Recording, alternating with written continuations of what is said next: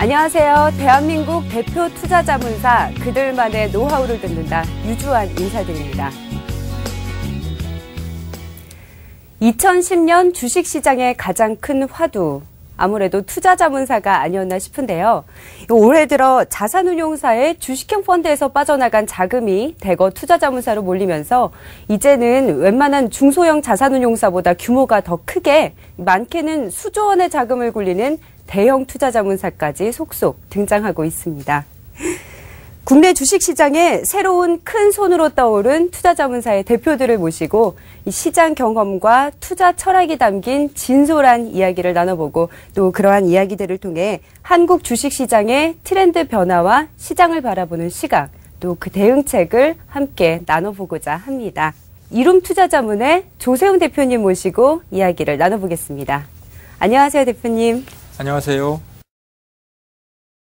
네, 아까 제가 대표님 프로필을 간략하게 읽어봤는데요.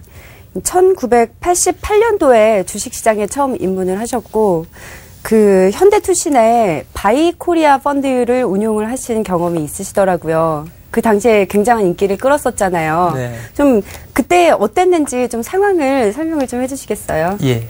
제가 1998년도에 현대투신에 입사했습니다. 그래서 그때 시장이 굉장히 좋았죠.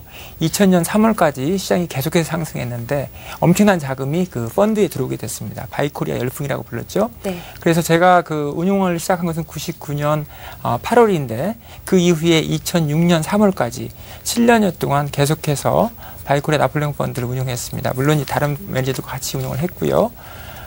재미있는 것은 2000년도에 굉장한 시장의 그 폭락이 있었어요. 그래서 지수가 460까지 떨어졌던 걸로 기억하는데요. 네, 거의 반토막 이상. 네. 네. 그 과정에서 굉장히 힘든 기간도 있었고 또 이후에는 2006년 3월까지 시장이 회복되는 국면에서 굉장히 좋은 수익률을 기록하기도 했습니다. 한 펀드를 7년 동안 운용을 하시기가 참 쉽지 않은 일 같은데요. 그 당시에 굉장히 큰 자금을 이제 대표님의 판단 하에, 책임 하에 이제 두셨다고 들었는데 그 규모가 얼마나 됐었죠? 저 개인적으로 가장 클 때는 2조 8천억까지 운용했고요. 네. 나중에 이제 그 환매가 오게 돼요. 그래서 현대투신의 자금이 이제 나중에 썰물처럼 계속 빠지게 되는데, 나중에는 전체 회사의 자산 규모가 1조 5천억까지 하락하게 됩니다. 그러니까 제가 혼자 운영했던 규모가 2조 8천억이었는데 마지막에 제가 회사를 떠날 때에는 저희 회사에서 운용하는 주식형 규모가 1조 5천억까지 줄었었다. 굉장히 드라마틱한 변화였죠. 아, 그것 때문에 이제 회사를 나오셔서 투자자문사를 설립을 하시게 된 건가요? 꼭 그런 것은 아니고요.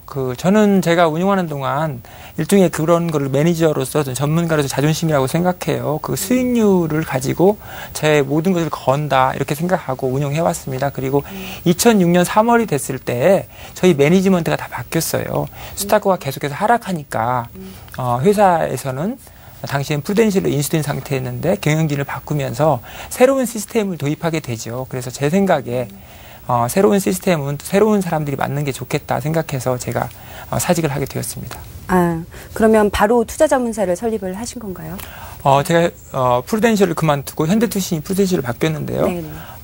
신한 BNP 파리바 투신이라고 그 신한은행과 프랑스에 있는 BNP 파리바가 합작한 투자 신탁 회사입니다. 네. 그 회사에 입사를 해서 2년 반 동안 운영본부장으로 나중에 CIO로 일하게 됐습니다.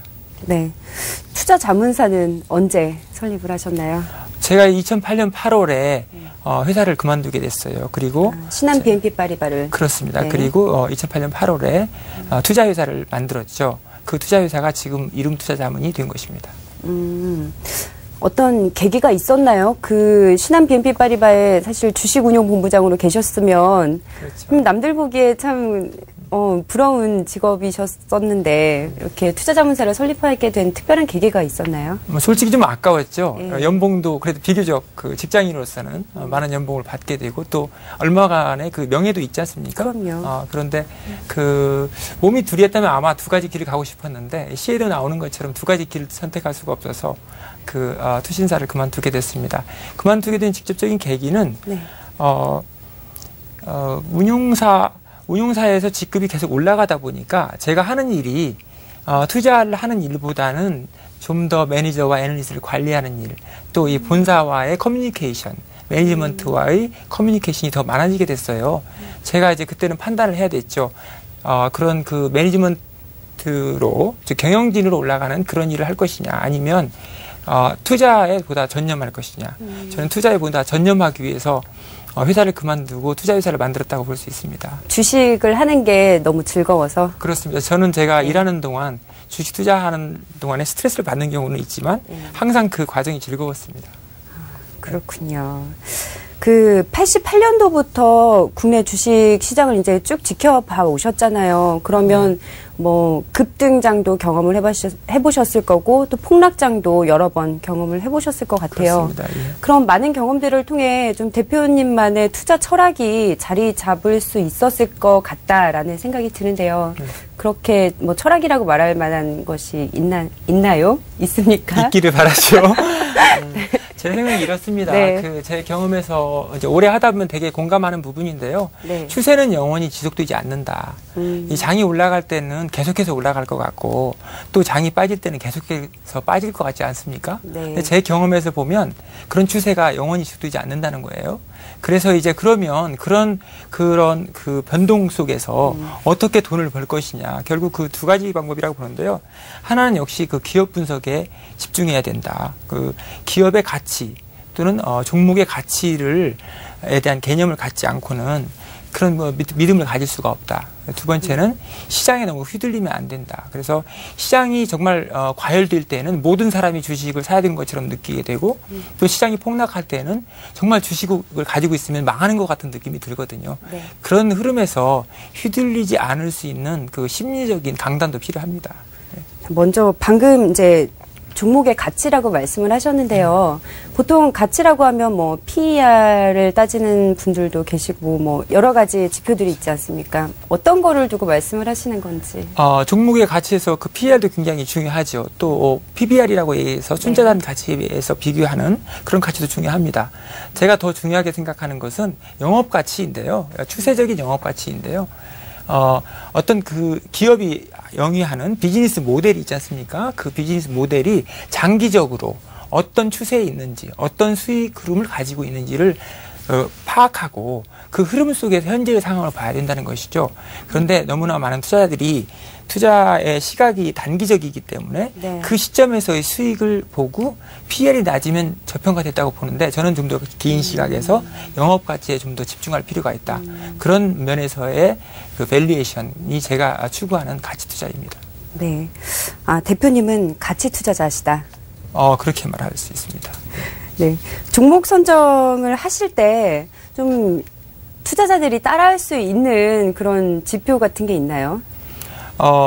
사실 저는 일반 투자자가 네. 투자에서 성공하는 것이 결코 쉽지 않은 일입니다. 그래서 첫 번째는 공부를 해야 되는데요. 네. 쉬운 길을 택하는 경우가 너무 많죠. 제가 지금 드릴 수 있는 그 지표라고 한다면 좀 더 시각을 길게 가져야 된다. 그 투자의 기간을 길게 보고 투자해야 된다는 것인데요. 그 많은 투자자들이 지금 투자해서 바로 돈을 벌고 싶어 하세요. 그리고 또 20, 30% 돈을 벌면 서둘러서 떠나기도 하고 또 20, 30%만 손실을 보게 되면 굉장히 위축되기도 하죠. 좀 더 긴 시각에서 투자해야 된다는 것이 굉장히 중요하고요. 두 번째는 아까 말씀드린 순자산 가치 또는 PER도 중요하고요. 또 영업 가치 이런 부분들에 대해서 좀 더 공부하면서 스스로 확신이 가진 종목에 투자해야 된다. 그런데 너무나 많은 사람들이 남의 말을 믿고 투자하죠. 그것이 실패로 가는 지름길이라고 생각합니다.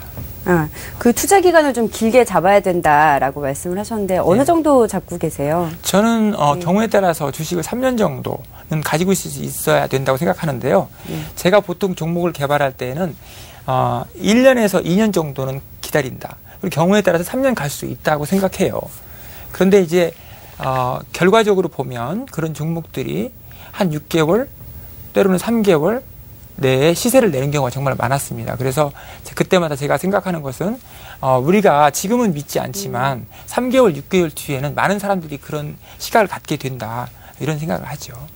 근데 가지고 있는 종목이 가치가 아무리 좋아도 주가가 오르지 않으면 이제 대표님을 믿고 투자한 분들 같은 경우에는 조금 뭐 하는 건가 하는 생각이 들 수도 있잖아요. 그럴 때는 어떻게 대응을 하세요? 매우 고통스럽습니다. 네. 첫 번째는. 그래서 이제 그 종목을 저 같은 경우는 좀 분산하는데요. 제가 종목을 분산하는 것은 단순히 그 위험을 분산하는 것이 아니고 그 수익률을 분산하기 위한 것이기도 해요. 그래서 제가 한 15개 정도 종목을 보통 투자하는데 그 정도 투자하면 어느 종목은 항상 이렇게 시세를 내주고 있습니다. 네. 예를 들면 오늘 같은 경우에는 풍산홀딩스가 상한가를 갔죠. 또 지나다 보면 다른 종목이 또 시세를 내기 시작하고 해서 수익률이 평균화되는 효과를 나타내거든요. 그래서 저는 그런 면에서도 너무 많은 작은 수의 종목을 투자하는 것이 적절치 않다. 제가 가장 편하게 생각하는 것은 한 15개 정도 종목을 투자하는 것입니다. 15개 예. 종목이 네. 적절하다. 예. 지금까지 가장 높은 수익률을 안겨준 종목이 어떤 건지 좀 궁금한데요. 좀 최근에 이 종목으로 많이 좀 수익을 냈다 하는 거 있으면 좀 소개를 좀 해주시죠. 최근에 저희가 투자한 종목 중에서는 삼성 P&A 150% 정도 수익이 났고요. 얼마 만에? 지금 놓고 보면 제가 정확히 기억을 못 하겠는데 한 6개월 남짓입니다. 굉장히 많은 수익이 났죠. 예. 네. 그 올 여름에 이제 투자자문사들 칠공주, 4대 천왕 이런 별명이 생길 만큼 자문사들이 집중한 종목들이 있었잖아요. 네네.